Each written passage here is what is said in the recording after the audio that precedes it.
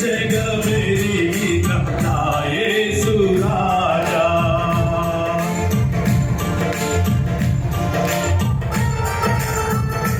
ఆమేన్.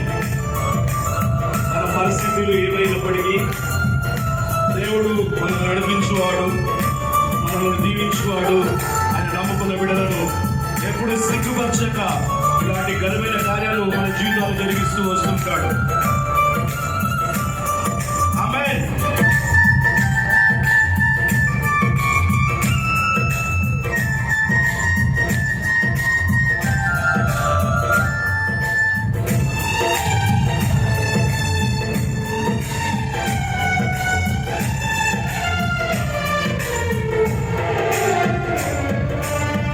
దీన స్థితి అందునా సంపన్న స్థితి అందునా నడచినను